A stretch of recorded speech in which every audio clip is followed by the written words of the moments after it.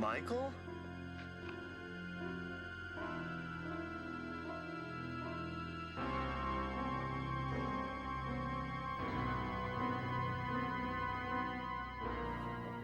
Hi, welcome to There Is No Fiction. Today, let's look at Halloween subjectively. It'll be great. When this movie came out, this man's creative juices, John Carpenter, had to really get it flowing because he didn't have very much money to make this movie. And he took a William Shatner Halloween mask and shaved it and asked some other guy working cameras and lights to wear it. And that's how Michael Myers was born. It was great. They had to gather up, leaves that were dead leaves, oak leaves and stuff, and then they only had a couple of bags full, and they were filming in Southern California, so they used the leaves to make it look like fall, and they had to pick them up after every shot. Everybody was having fun making this movie happen. It was Jamie Lee Curtis's first movie, and Donald Pleasance ended up giving up his salary. He was the biggest cost in the movie. So he gave up his salary so that they could, do it. And they were also excited that when John Carpenter went to sell it, for distribution, the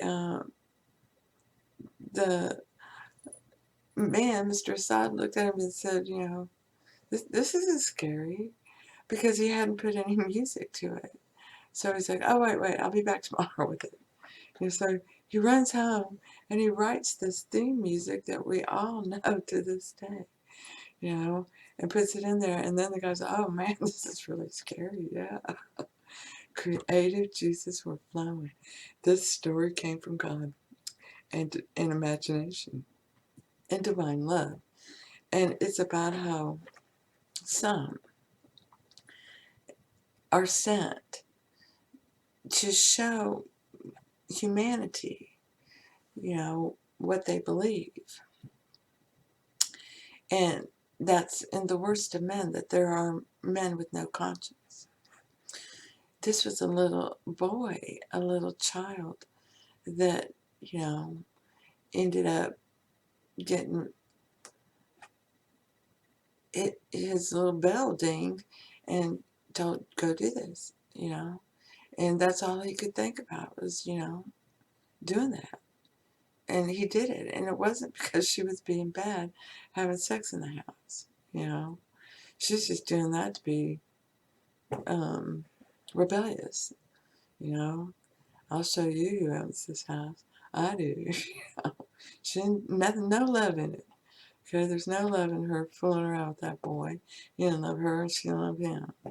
Okay, she's putting on a point, and this is the one that gets killed. The parents lose all their children for some reason. We don't know, and the youngest is Jamie Lee Curtis, and she's grown up and she's the good girl. She's in, objectively, we see it as she's the virgin. No, good girl, right? No, she's the one who sees everything with love. You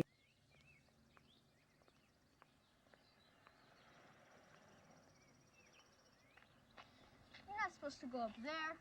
Yes, I am. That's the spook house. Just watch.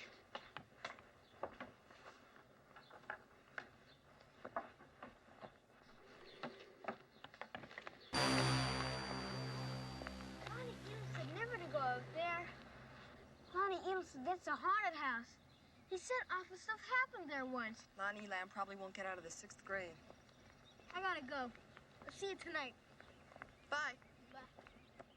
know, and she calls out stupid when it's there, and her friends, look down on her. They're not really her friends. Now she thinks they're her friends, but she also thinks for herself, and she doesn't allow them to influence her in any way, really. They're always pushing her, you need to go have sex, and all this other stuff. She says no to sex, and yeah, she's going to hit the joint, but she's not going to, just follow their lead. That's not her. She's not going to do that. And she's passing that knowledge on to the kids she babysits. She's getting lots of money from that. And they make fun of her for it. But they're the ones who are going to get their heads chopped off by Michael. Just showing you what you believe. You believe in the rest of men. Hey, boogeyman, you say you don't believe in me. He's no different than Genghis Khan. Really.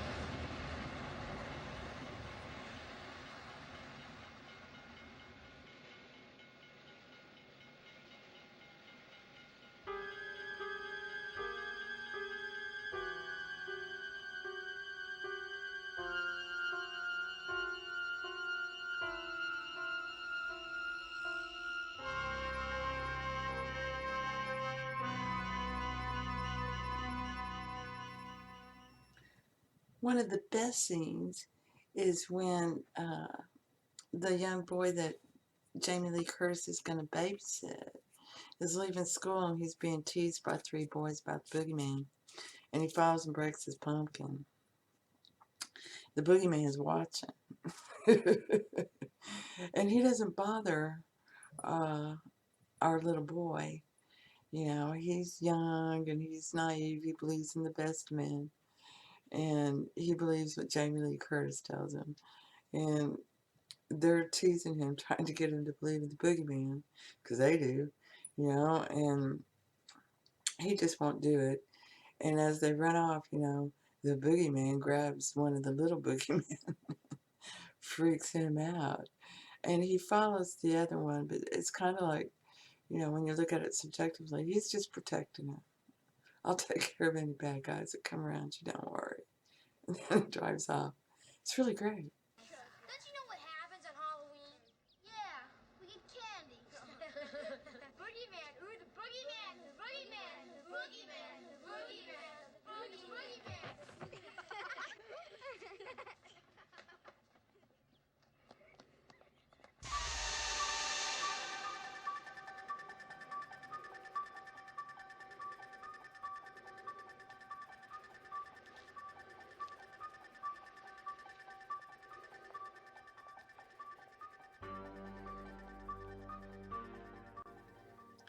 And then it touches on fate. That's what she's learning in class that day. And they're talking about the two different sides of fate.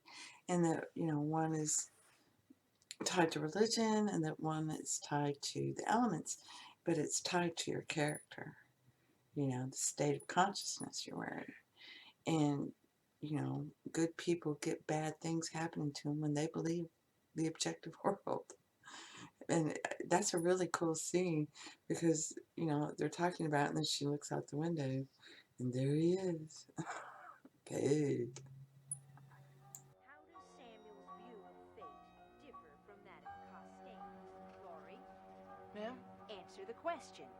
Oh, Costain wrote that fate was somehow related only to religion, whereas Samuels felt that, well, fate was like a natural element, like earth, air, fire, and water. That's right. Samuels definitely personified fate.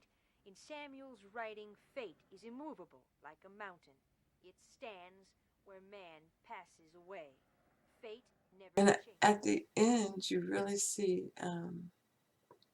this moment when she's fighting him, and she pulls the mask off, and you see him, and he's just a man, but he puts that mask on, and now he's, just like when he was a little kid. I have to do this. Okay, I got to do it, and I don't know why I can't seem to do it to you, and you can't seem to kill me, because she can't love him away.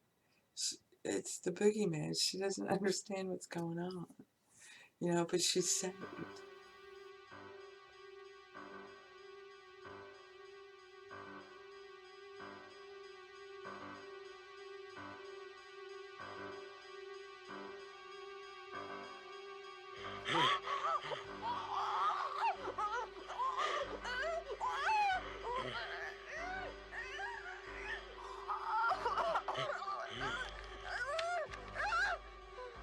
You know, here comes Donald Pleasance, and he saves her by shooting him, and he falls out the second-story window.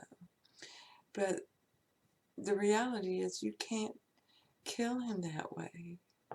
You know, he never dies. But you can change him. But the movie ends with, you know, the boogeyman's gone. That guy should have been dead, and he's not dead. You know, off he goes. And it's just great.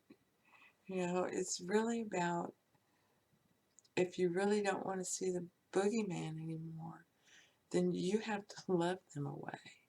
And that could be pretty tough. But if you do, then guys like Michael Myers don't come knocking on your door. They go knocking on the neighbor across the street's door.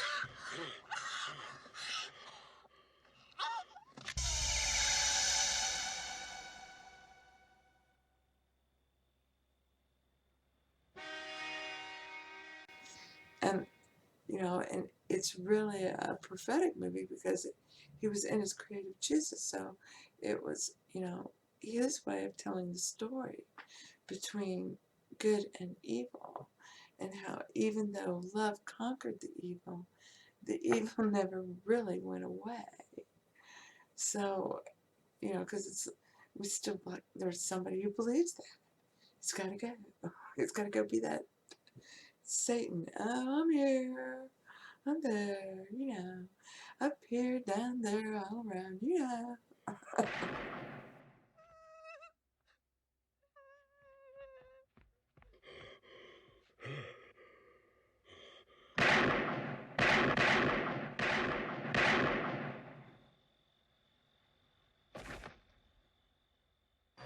So I hope this helps.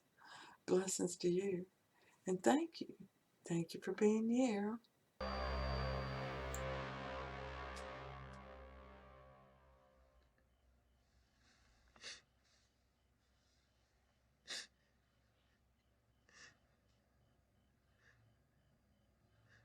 What's the boogeyman?